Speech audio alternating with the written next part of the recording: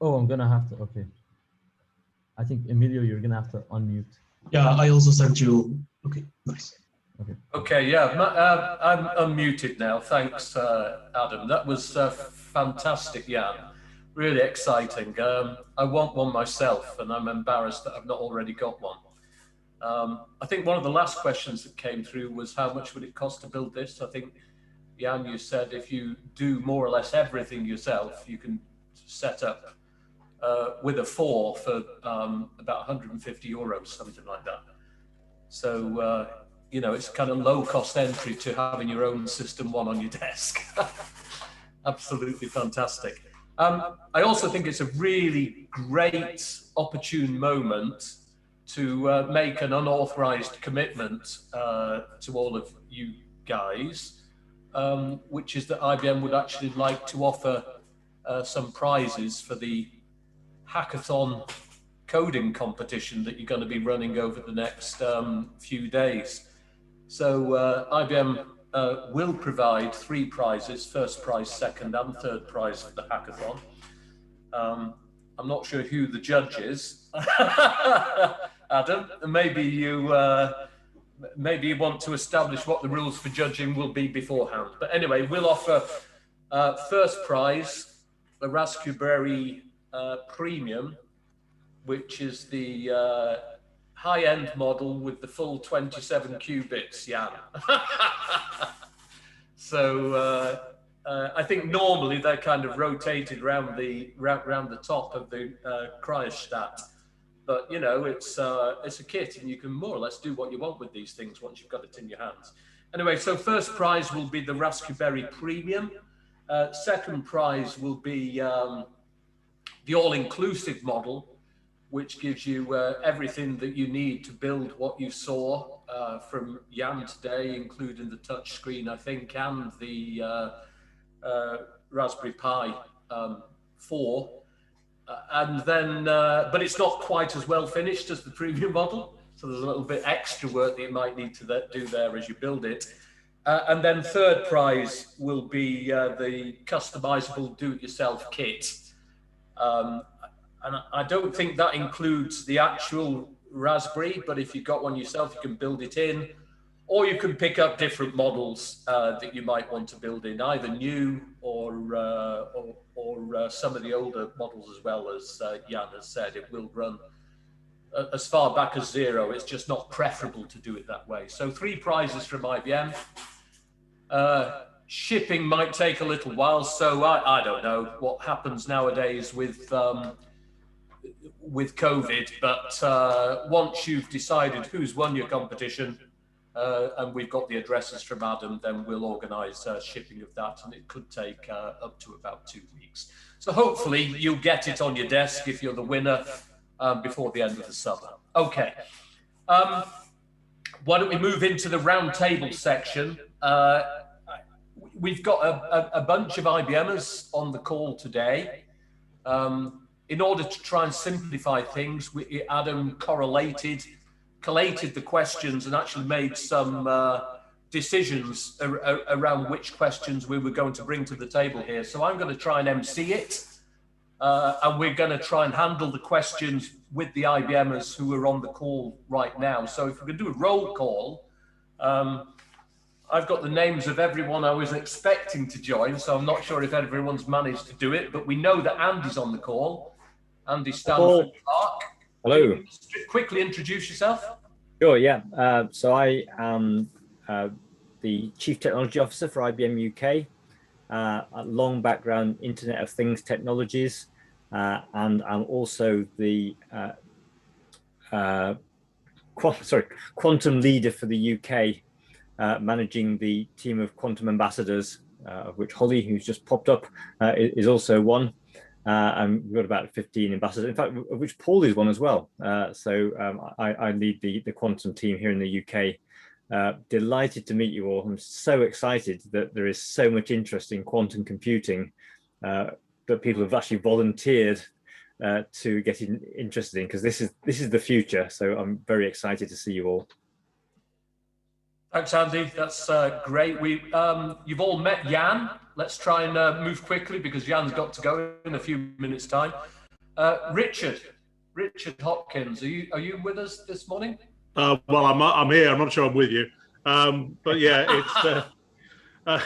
I'm an IBM Distinguished Engineer, background in large-scale complex system delivery, and an ex-member and alumni of Hatfield College in Durham. So hello, everybody. You all know what Hatfield College is like, so you've got some idea of me. That'll do for now. Okay, Jen, are you with us? Jen Hardy? Yes, I am. Hi, so some of you may have met me yesterday, but I'm a senior quantum ambassador in Andy's team. I also lead a team specific to looking at distribution use cases, as well as travel and transportation, and I'm a Qiskit advocate and certified quantum developer. Thanks, Jen. Luke? Hello, yeah, same as Jen. Some of you would have met me yesterday. I am also a member of Andy's Quantum Ambassador team, specifically Alliance of Financial Services. Same as Jen, I'm also a certified quantum developer and also an infrastructure architect at IBM. So yeah, nice to meet everyone again. And Holly? Hi, so like the others, I'm a quantum ambassador, a Qiskit advocate. My claim to fame in the quantum world, I did one of the first doctorates in quantum computing in the UK. I won't say how many years ago it was, but it was many years ago. It was long enough ago that we didn't even know if we'd ever be able to implement a quantum computer. So we were sort of trying to see what we could do with NMR. And so I worked on error correction techniques. And my second claim to fame is that the error correction techniques I came up with were called scrofulous, rotten, and corpse. And they still get referenced in literature completely straight-faced. That's fantastic. Yeah, they're all acronyms. And, Leigh, you're with us, are you? Morning. Yes. Hello, everyone. Pleasure to be here. So my name is Leigh Chase. As with my fellow IBMers, I work within Andy's Quantum Ambassador team. My other job in IBM is I'm the lead for a group we call Security, Innovation and Remediation. But my background is in computer science. So my role in IBM is to solve problems and build things. And I think that's a fitting way to spend my time with quantum as well. So it's a pleasure to be here. Thank you. Yeah, thanks, Leigh. Very, very quickly, me. I'm Paul Bromelow.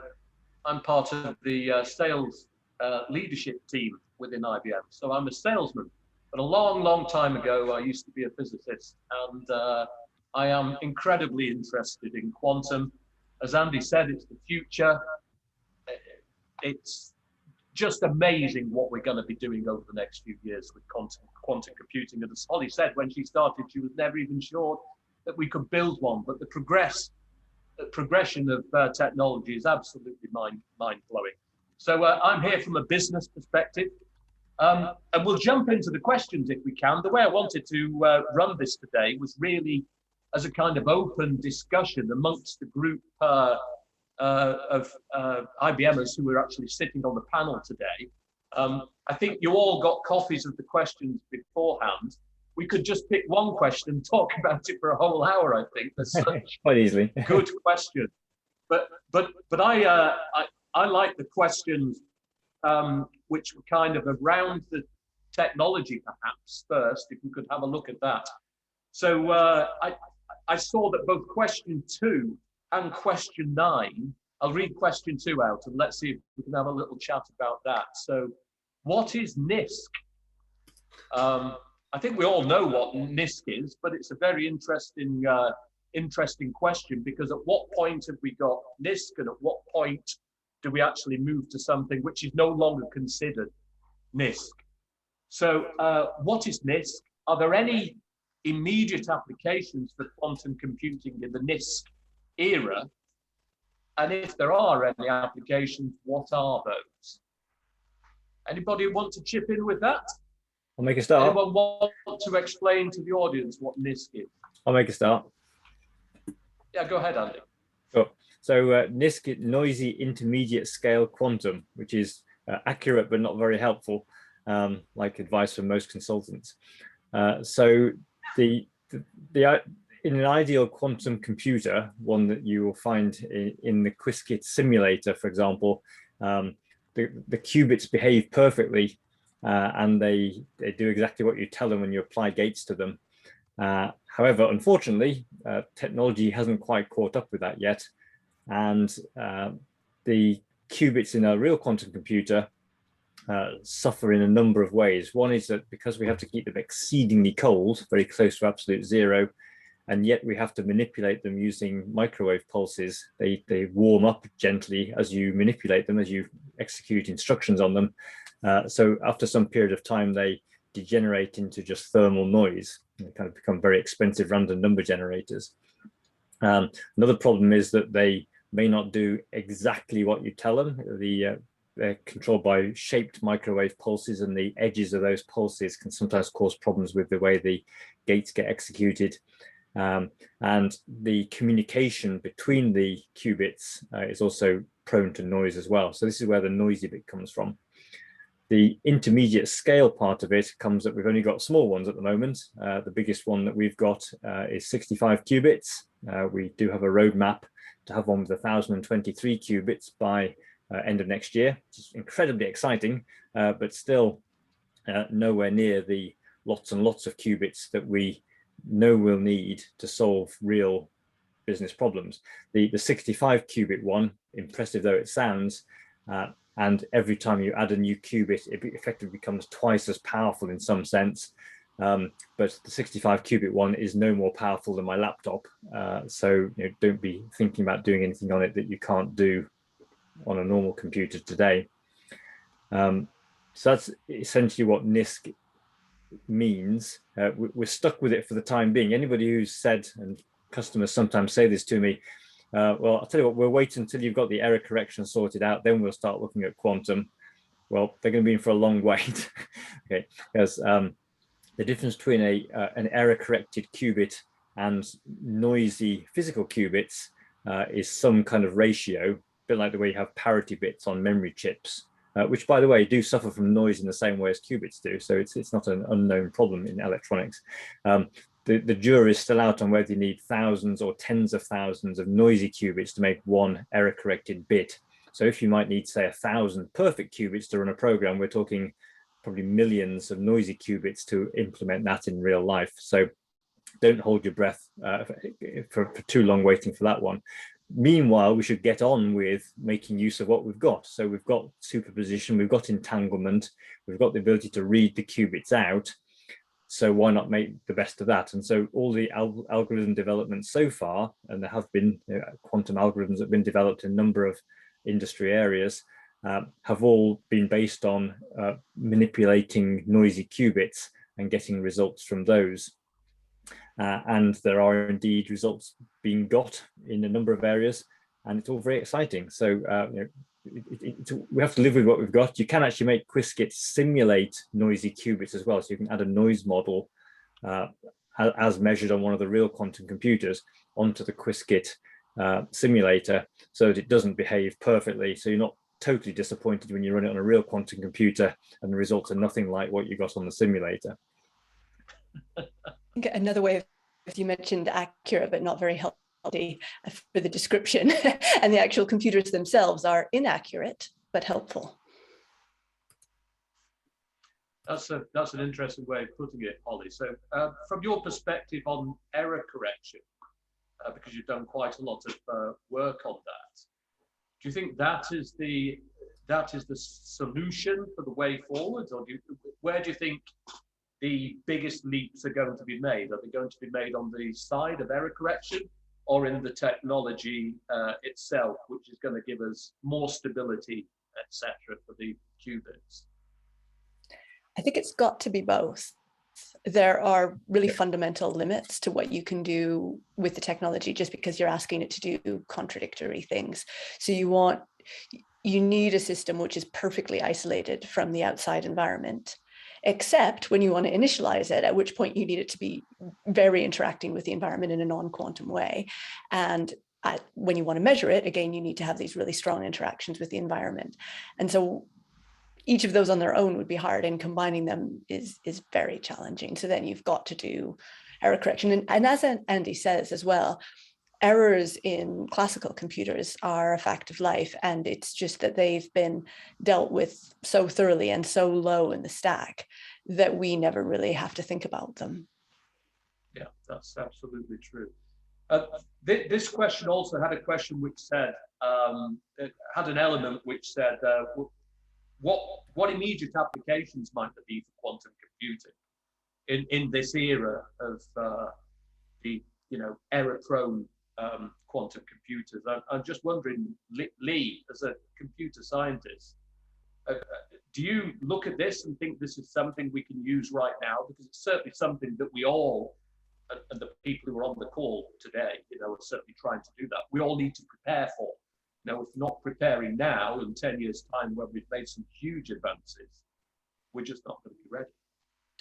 Yeah, I think there's a couple of ways to interpret that. So I would be disappointed if everyone went away from the session with a sense of, oh, this is a jolly hard problem. And we'll, as Andy was saying, frankly, we'll sit and wait it out, because I think, that waiting room will be full of bleached bones before we actually get to some satisfactory conclusion. But for me, the excitement of quantum computing is born not from what we can do with it today, but the areas of science we can start to explain using it. So even at a modest scale within computational chemistry and also within financial services, we've seen genuine uses for today's, as we say, near-term and noisy machines, because what we're talking about here is an environment where we have to think about not just quantum computation, but quantum information science. And as Holly was saying, many of the ideas related to quantum information science are very new, and they're very new in information science terms. Information science itself is not an old discipline when compared to some of the other physical sciences. And because of this, what we have with the NISQ systems and I suppose the current state of the art is an environment where we can actually test some of these ideas and develop that state of the art. And I mentioned things like n-body simulation for computational chemistry, crystallography, some of these workloads which are very hard, and they also have meaningful impact in if you like, the real world, so the world outside computing. I obviously don't occupy a world outside of computing. That seems a scary and high dimensional place. But for me, this idea that we can interpret new models for quantum information science with an empirical basis, and science ultimately has to be an empirical endeavor.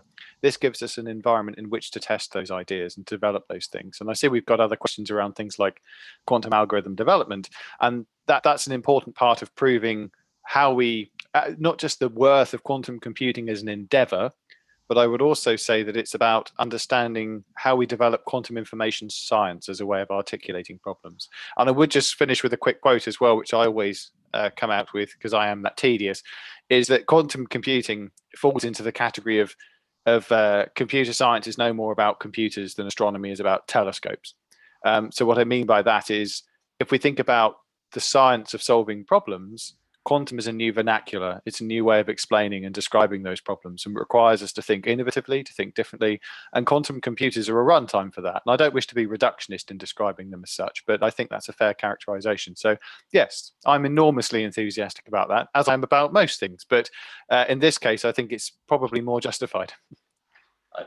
I think you're absolutely right, Leigh. And there's a fabulous question, which is about how do we gain an intuition for quantum algorithms. But let's come on to that, because we can do a deep dive on that one. I'm sure everyone would like to comment on that.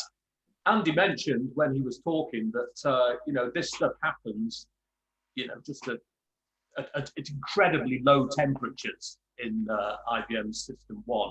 One of the questions is why superconductors? I'm conscious that we've got Luke reasonably recently out of university. I don't know if you want to say a thing or two about superconducting or why, and then we'll kind of have a look who else might want to say something about it on the table. Yep, sounds good. I think we did touch upon this in our clinic yesterday as well, which is something that hopefully people enjoyed yesterday. So the things that mainly come to my mind about superconductors, first of all, the reasoning we need to have them at this very, very cold temperature. I think it might be 15 millikelvin. I'm looking for nods from the rest of the IBMers to suggest that is correct. Outer space.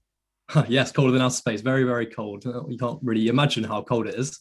So the sort of 3 or 4 words that come to my mind when I think why superconductors, first of all, control. So how do we control? How do we actually program our quantum computers? How do we tell them what we want to do? And superconducting qubits are, I guess, prone to allowing us to control them easily with, as Andy mentioned, microwave pulses. So this is something you can go and do within Qiskit. So there's a module within Qiskit called Pulse. So you can go and actually run your own pulse schedules and experiments on real superconducting qubits. In fact, that was one of the exercises in the IBM Quantum Challenge. I know we mentioned that, Jen and I, quite a few times. One other thing, scalability. So you can see in, oh, sorry, my screen's just, can you still hear me? Yep, still good. Scalability, sorry, my Zoom just glitched out for a moment. So scalability, so if you look at our roadmap of developing qubits, so you can see the number increasing down along the bottom. I think Andy mentioned it's over 1,000 qubits by 2023. And then you can see the sort of next step after that says 1,000 to 1 million qubits. So the architecture of sort of stacking these 1,000 qubit systems or larger qubit systems with each other in these super fridges that you can see on some of the IBM research blogs. They're incredibly large structures. You can see people stood inside them. So yeah, that's another thing. I don't know if anyone else wants to come in with any more points on superconducting qubits, maybe Jen. Yeah. So one of the things that I find really interesting about superconducting qubits is the superconducting materials for quantum computers. Sorry. Sorry, I've just got, no, it's fine, just leave it. Sorry, thank you. So one of the things that's really interesting is the idea of Cooper pairs. When the metal becomes so cold, it's the case that the electrons within the metal actually bind together and work as pairs rather than individual electrons.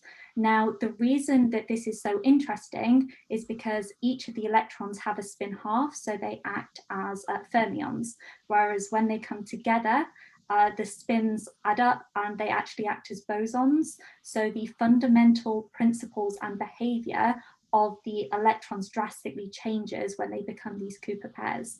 And it's these Cooper pairs that make superconductivity so much more interesting than any other type of metal activity. So that means that we're able to go beyond the Fermi exclusion principle. So we're allowed to have lots of these bosons at the same place at the same time.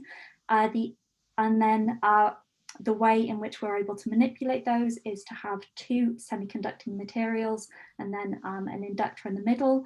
And basically the qubit is essentially these Cooper pairs jumping across that gap.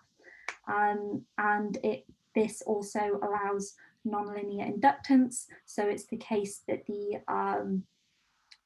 it doesn't dissipate.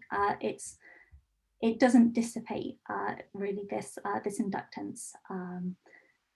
Holly, I don't know if you'd like to add anything there, but I just find the idea of these electrons acting as bosons quite interesting, and the main reason that we use superconducting qubits.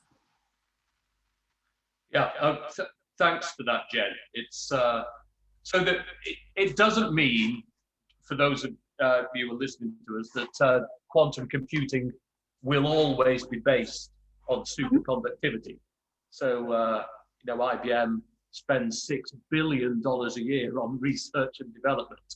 So we are looking at other technology as well. But the platform on which we're making real progress quickest happens to be the superconducting platform, and that's the platform which is the basis for IBM's System 1. But of course, even doing this is teaching us new things about quantum computing. So the key thing is you can't wait. You have to move forward. You have to leap forward with whatever you've got, just as Andy said. I've kind of got this question here, which I think is a really interesting question. How will quantum computing benefit machine learning? I was tempted to ask Richard Hopkins what he thinks about people standing inside cryostats. But Richard, I'm going to drop you on the spot here and ask you what your thoughts are on quantum computing vis-a-vis machine learning.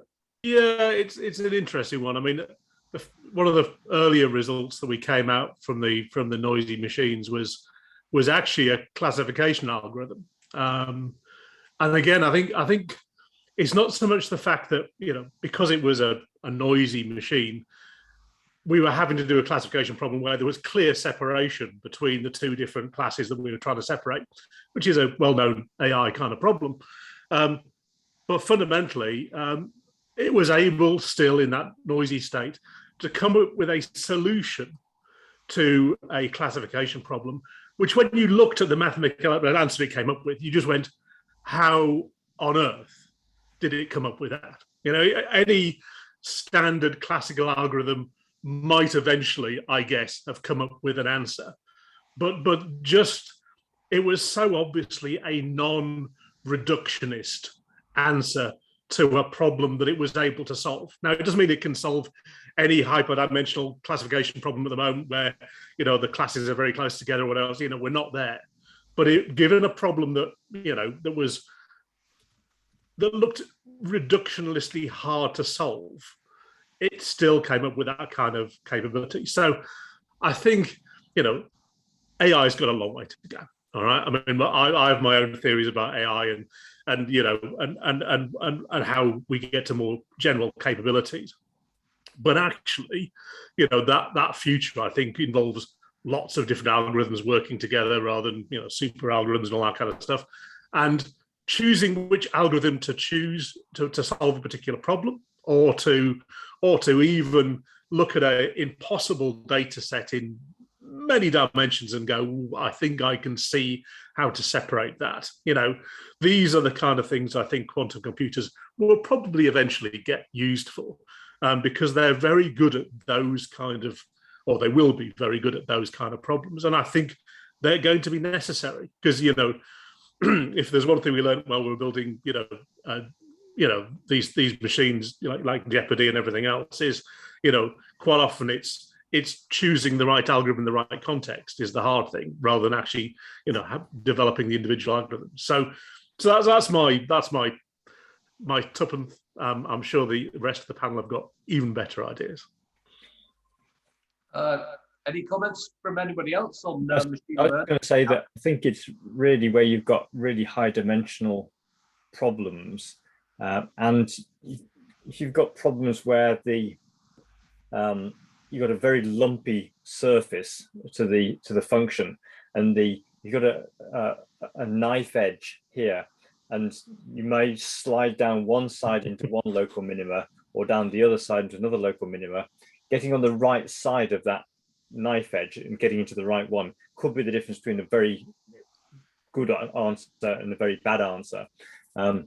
So I think there are class of problems where the fact that quantum computers do a better job at truly representing floating point numbers, kind of simulating nature in that sense, rather than having to cut it off at some level of accuracy where we say, well, we're going to represent this float using 32 or 64 bits.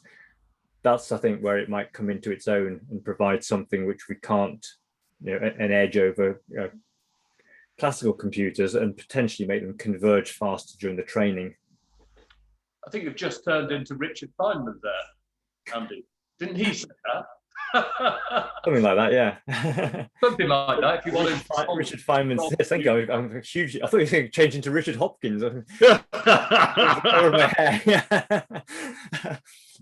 yes, Richard Feynman said that if you want to simulate nature, then you'd better use a quantum physical system to simulate it, because nature is quantum by definition, and therefore, and that's kind of what's led us into the quantum chemistry simulations, computational chemistry, people looking for new drugs, pharmaceutical drugs, new types of paint, stealth surfaces for Secret Service type stuff, all that kind of thing.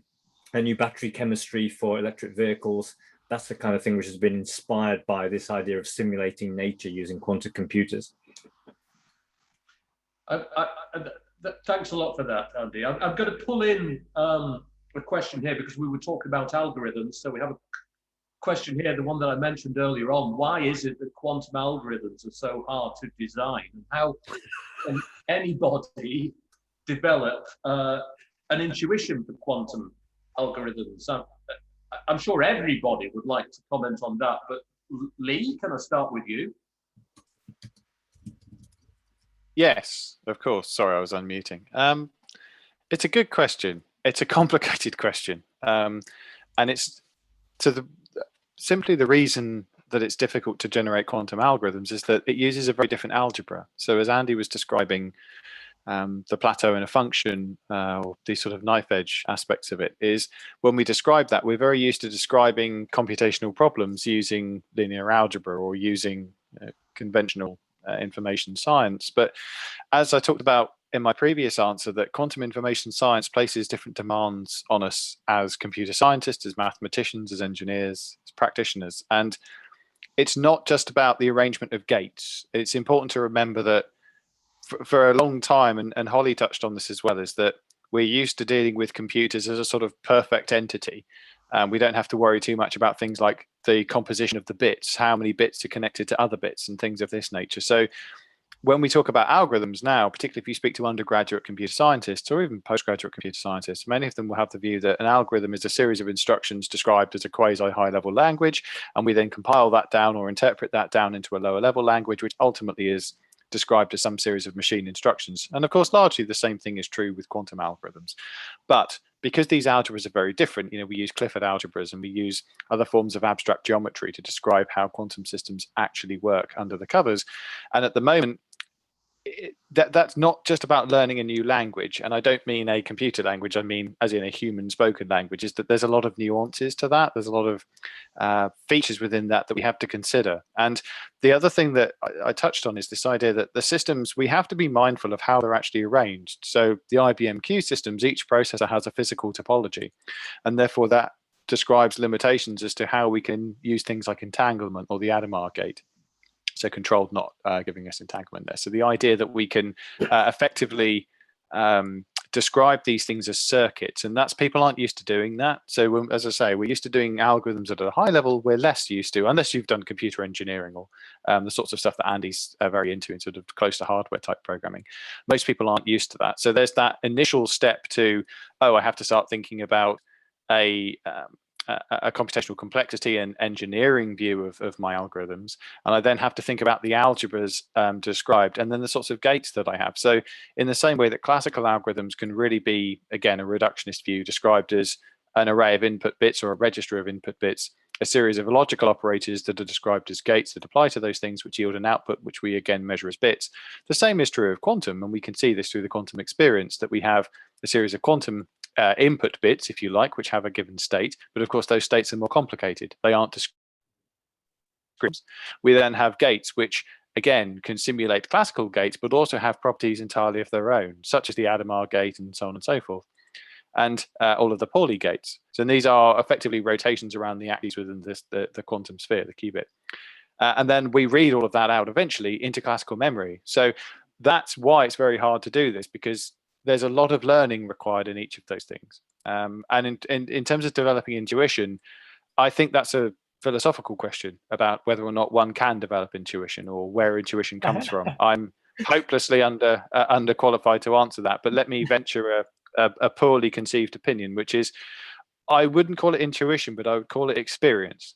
Yep. And that computer science is an experiential domain, even in theoretical computer science, that once we see a problem, and it's going back to Andy's example, that once we look at the data and it's lumpy, or it has these knife edges in it, or it has certain qualities, we get a feel for what sort of functions, and to Richard's point, if that's in machine learning, what sort of algorithms we may wish to apply to best solve any given problem. You only get that over time, and unfortunately, there's no shortcuts to that. It's not something that you can read in a book. There's no ready reckoners, and unfortunately, it just takes time to do it. And that's a hard thing to say to people, because I think particularly today there's a sense that, oh, we can accelerate things, and why does it take so long? It takes long because it's really hard. But actually, from that difficulty comes an enormous amount of satisfaction. I think you're absolutely spot on, Leigh. It comes with familiarity, intuition, and we look at this, and it's almost like not necessarily science, it's more an engineer, the way an engineer would approach a problem with that intuition, which comes from familiarity, from doing the same sorts of things. Andy, would you like to comment on how that relates to being incredibly important that the next generation of people coming through, you know, who might be taking jobs in quantum computing in 10 years time, leading the way we use it, why it's so important for the people who are on this call to stay interested in quantum and skill up? Sure, yeah. So in part of the problem for people like me who are sort of classically trained computer scientists is that we literally think too classically. And in fact, I've got a laptop sticker on the other side of my screen here, which says you think too classically. And that's a real hindrance, because I find it difficult to make the leap from seeing a problem and how to express it in Qiskit, because my brain has already prejudged how it would solve it on a classical computer, how I'd write the code using normal languages to do that.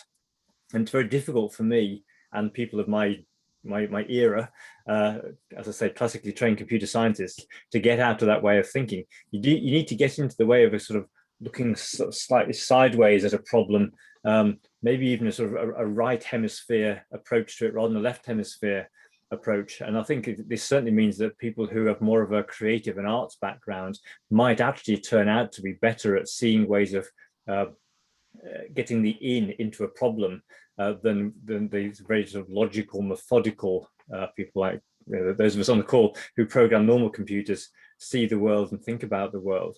And so therefore, if given that we're going to have usable quantum computers much sooner than we anticipated, about 2 years ago, if people said, well, when a real quantum computer is going to be coming along, we'd sort of wave our hands a bit and say, well, I don't know, 10, 15-ish years, can't really say.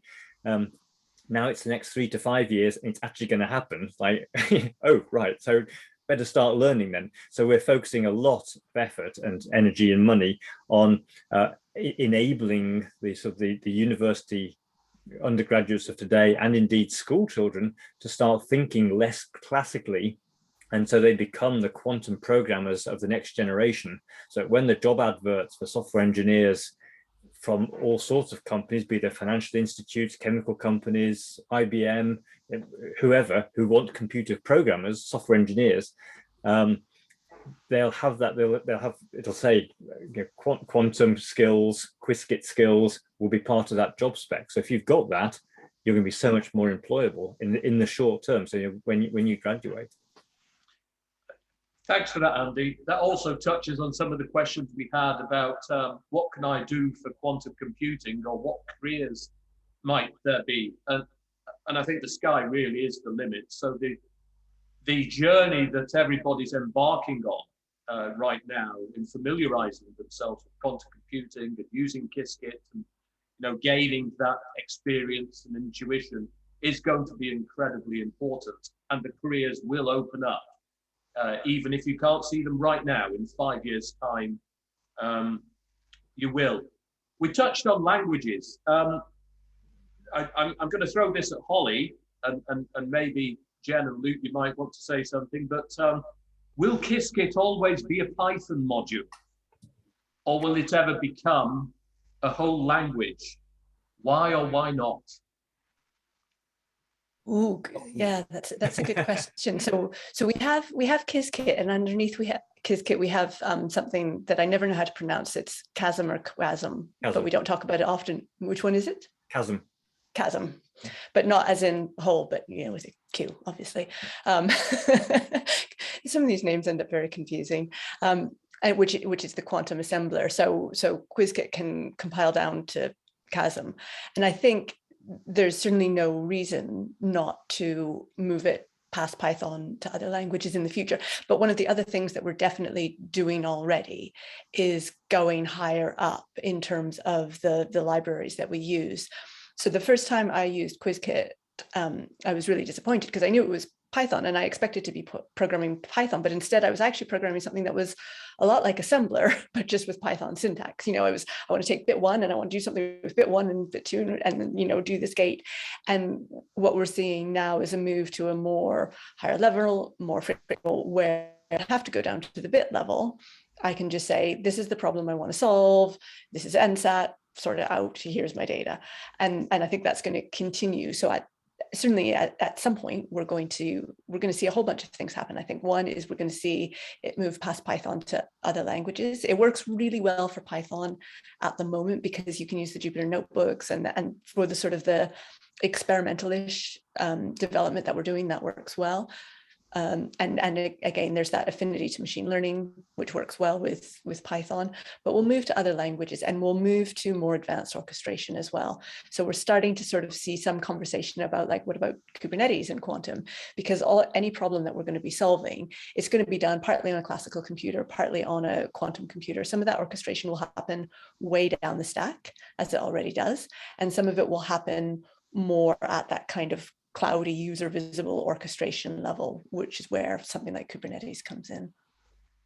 Probably also worth saying that as we've seen in classical computer programming, if there's some feature of a language that you don't like, people go off and create a new language. So there are so many computer programming languages, it's confusing. I think quantum programming is going to be hard enough. So I don't want to see a proliferation of programming languages just because somebody thinks they could do it so that it looks slightly better or slightly different. Let's just use Qiskit and get on with the really hard problem of thinking about how to cast everyday problems into those that quantum computers can solve. And I think Microsoft's already muddied the water here with Q# or Q#, obviously make a hash of everything.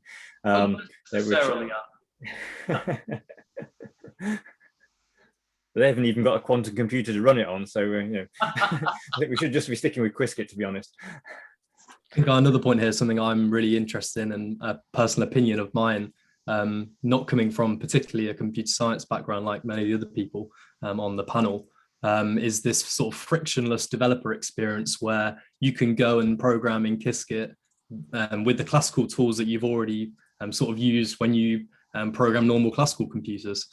So we were talking about developing intuition and developing skills and really lowering that level and barrier to entry for someone who's a classical computer scientist who perhaps doesn't know the next thing about quantum mechanics, who can come into Qiskit and be able to use it and be able to really get some valuable results. I think we've noticed the abstraction levels and layers of Qiskit sort of appearing more and more. So you could call the VQE algorithm, for example, without knowing the first thing about what VQE does. You could simply just call it within Qiskit. And I think that's a really good step and a really important thing to understand. And it helps everyone, including me, become more intuitive and become more comfortable with quantum algorithms and solving problems in a quantum sort of way. Well, I think the other answer to, what can you do? Yeah. All of you can immediately start taking the blinkers off your own individual subject, as you possibly already have done by coming on this hackathon, and start reading a bit wider and deeper around the technologies. Because things like Chasm, as Holly was saying, even 6-12 months ago, Chasm was a pretty dumb language. It was what we compiled into, but then I got a hold of it, and then the transpiler put it onto the chips for us. But now Chasm can make decisions. It's got loops. It's got conditional.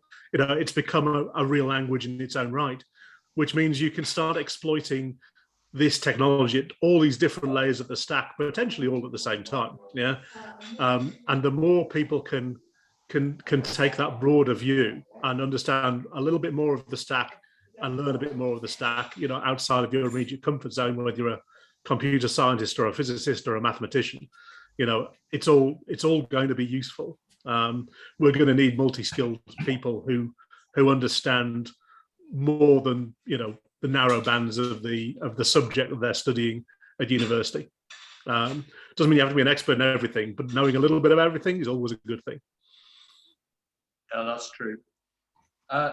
Jen, are you still with us? You were yesterday. You were running the Qiskit clinics with Luke. I just wondered if there's any comment you would like to make, having done those clinics. No, nothing additional from the clinics. I would just like to extend on Andy's point on the his speculation that people from an arts background would maybe be able to understand Qiskit a little bit more. And from my personal experience, when I have run workshops, it has always been people coming from a humanities side that are able to understand this concept more. All of the computer scientists, whilst are very enthusiastic, it definitely takes a little bit longer to push it through. And to extend on that, whenever I talk to high school students or even younger, they're able to mold to this idea even more. So I think it's really interesting to see what we can do at that sort of level to make sure that people start thinking in a quantum way even earlier on. But part of the question was, why are they so difficult to design? I don't think that's the case. It might be that creating a large program is much easier and something that you've been working with for years, but just to create simple programs, there's a lot of really interesting things that you can solve quite simply using quantum computing and Qiskit. I really like the example we have for Grover's algorithm to solve a Sudoku puzzle. So there are plenty of algorithms out there.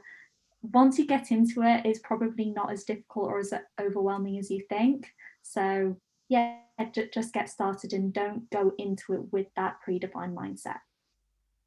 So one of the questions in our list, Jen, was when will I be able to run Grovers and Shores, and what problems would need to be solved before I can do so? Do you want to talk about that?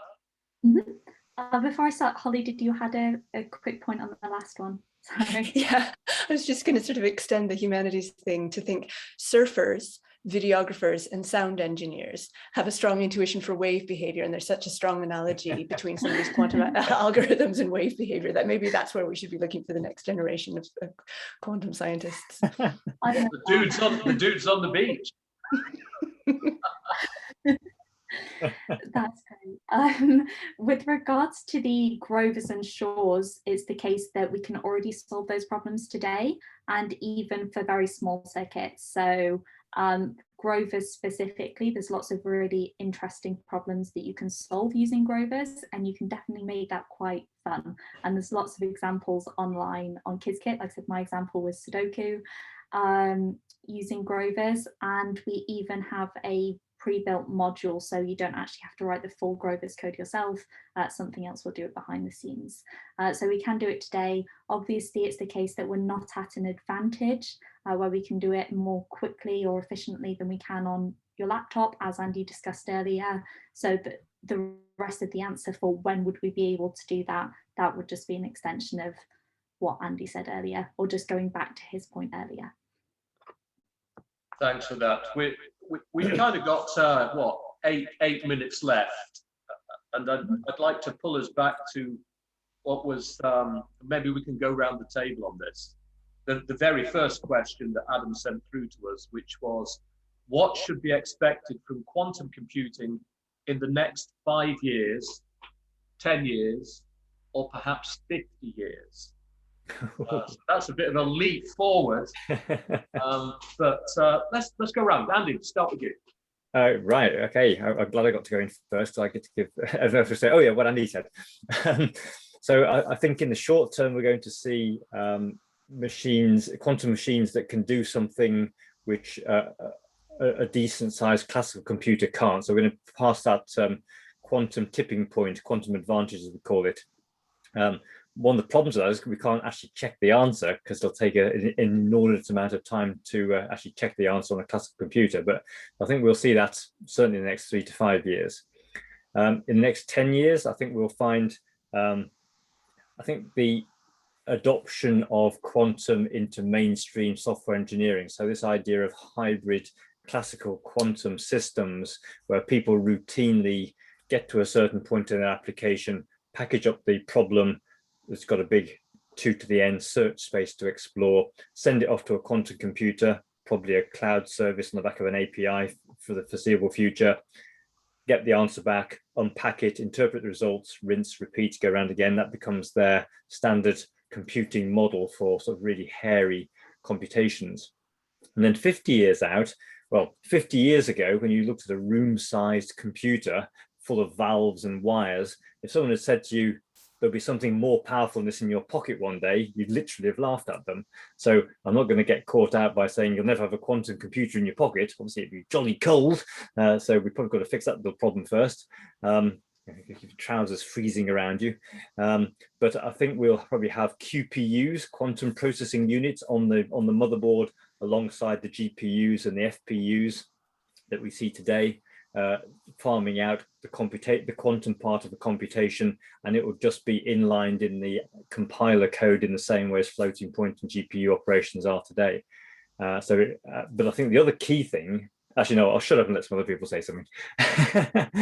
I think it's worth remembering that Watson, the founder of IBM, believed that there might be a worldwide demand in total of 3 computers. That's a misquote. It was it was only that he thought there was only a certain number of companies in the world could afford that number of computers. It was all about how much they cost, not how many they thought they needed. And he was right for about 10 years as well. And you kind of think, if any of us made a computer prediction that was right for 10 years, we would be geniuses. Well, that's absolutely true, isn't it? I think one thing we can be certain of, though, is we are seeing the end, the limit of what can be done with miniaturization of classical computers, because we're beginning to see quantum effects. So quantum is here to stay. Come on, let's go around the table on this. Have a bash at it, anybody. Put your hand up. 5, 10, 50 years. I'll give it a different go if you like from Andy's. So I think 5 years is when you'll actually see the beginnings of real world stuff. So some of the areas we know we can address. I'm particularly fond of talking about the Haber process and nitrogen fixation and this kind of stuff, which is a real problem. It takes about 1.5% of the world's energy supply at the moment just to make nitrogen, so we don't all starve. To fixate nitrogen so we don't all starve. That's a very inefficient process. And, the couple of plants up here in Teesside are, crunching away all the time. When they stop, it's a bit scary. So, I think replacing those big, long-standing industrial processes and materials, will be the first kind of real effect of quantum computers that we see, which will hopefully have a positive impact.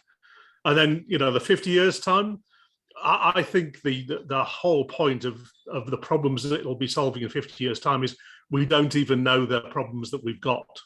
Yeah, I think the actual technology will be able to perceive issues, problems, diagnose things that currently we wouldn't even see as problems, issues, or alternatives. I think that's the difference it could bring in 50 years time. If you think about where Colossus to today, it's not that computing has actually changed in terms of speed and power and everything else. It's actually invented whole new areas of investigation and thought and simulation and everything. So I just think in 50 years time it'll be doing things that we don't even imagine are problems. Yeah, computing touches our lives in ways that you couldn't imagine. I'll be tackling social problems or something. I don't know. Yeah. Anybody else? I've got one for the sorry, Jen, did you want to? No, you can go first. I've got one for the 50 years, which is, I think the conversations that we're having now about isn't quantum computing exciting and what kind of problems can we do, and let's talk about entanglement. We will not be having those conversations. We will go to the boringness of quantum computing. Just like now, we don't talk about low-level classical computing concepts. And look, we could do error correction on our computers. Yeah, of course we can. We could do hybrid. Yeah, of course we can. It will be like that. We'll just be like, whatever. Mm-hmm.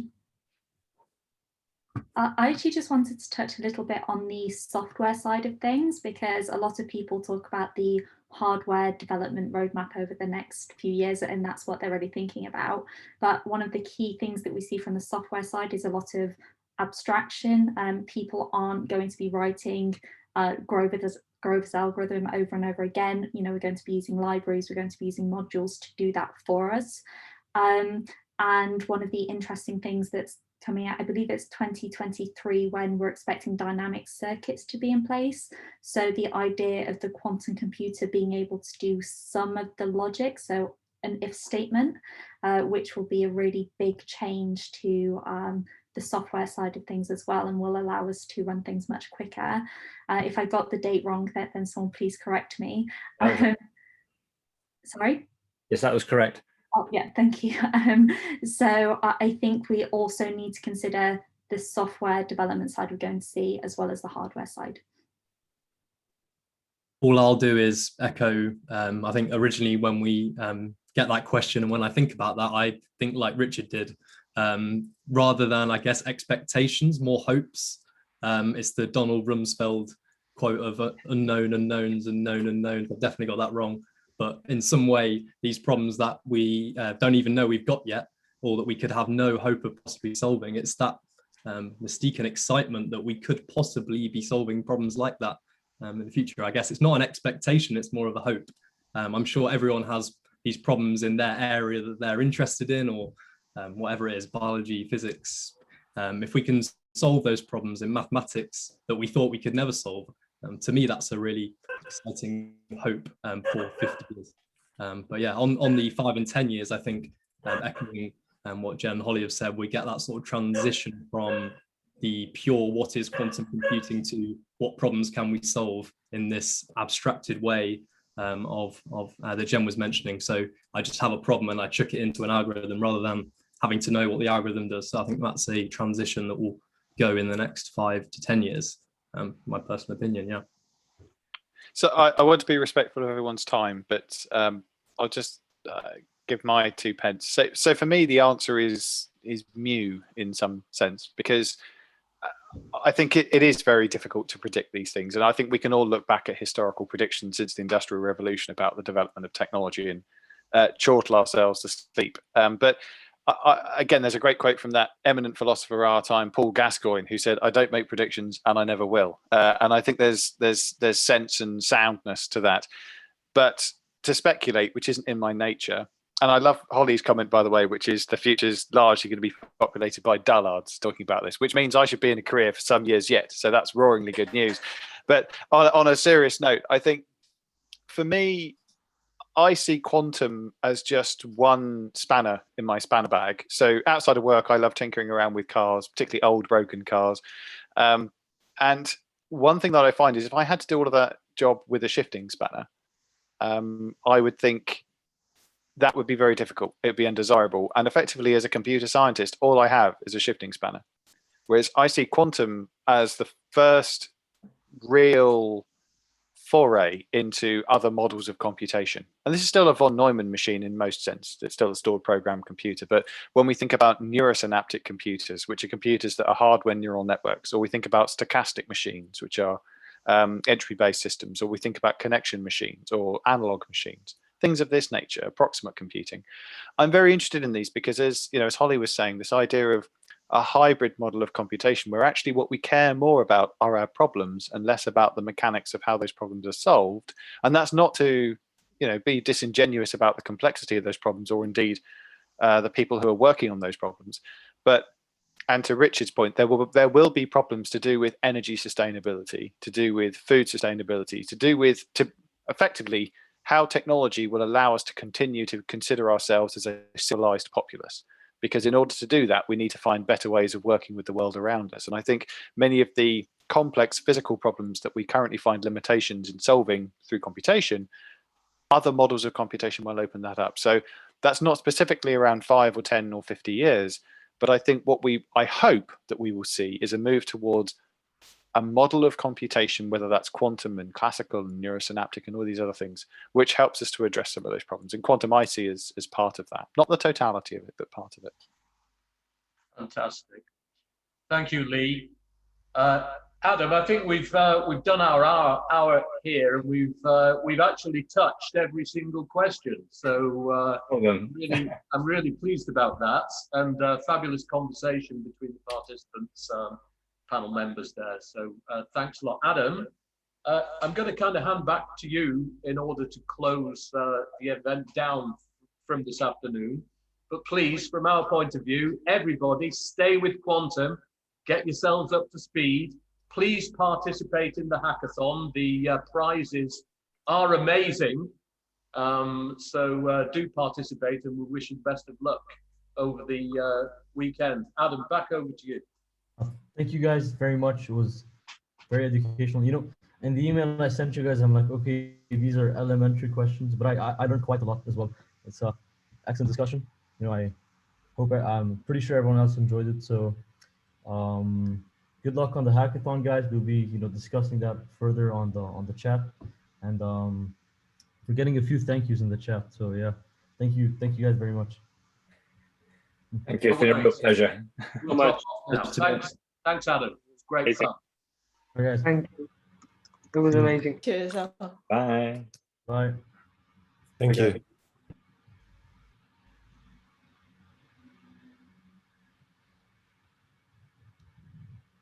Mhm.